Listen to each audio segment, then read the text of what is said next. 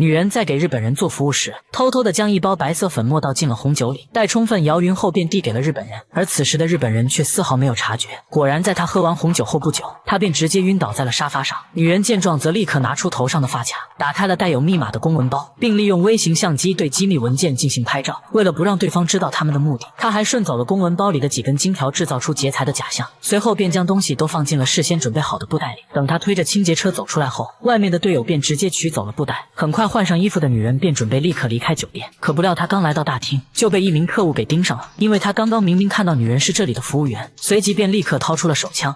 那女的站住！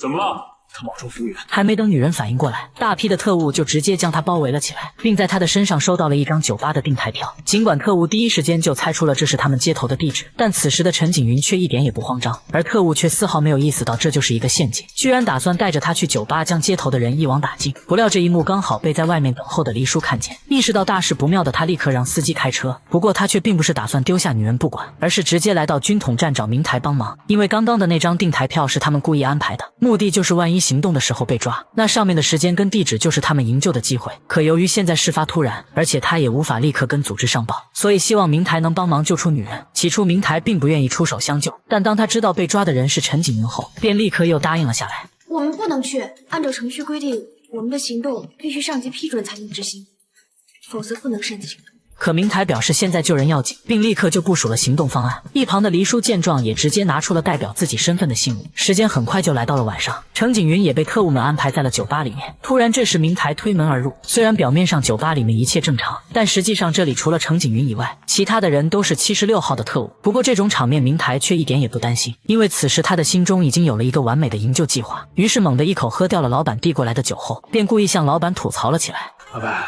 你这生意怎么做的？全是男客人，没有女客人。虽然老板并没有回答他的问题，但一旁监视的特务们却已经把他当成了浪荡的公子哥。而明台眼看时机成熟，也立刻就直接走到了程景云的面前。因为有了他刚刚的铺垫，所以现在特务们也并没有怀疑明台的目的，却殊不知正是他们的自以为是，即将让他们命丧黄泉。当程景云看到明台的那一刻，整个人瞬间就瞪大了双眼。不过下一秒他便立刻示意明台走开。走开！我刚坐下你就叫我走开。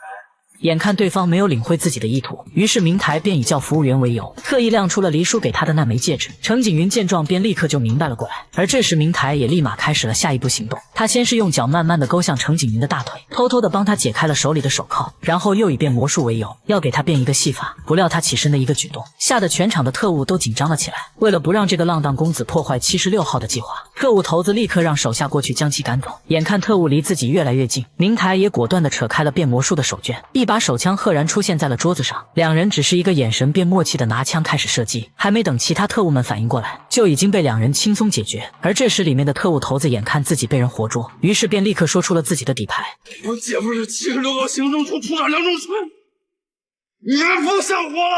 杀了就好。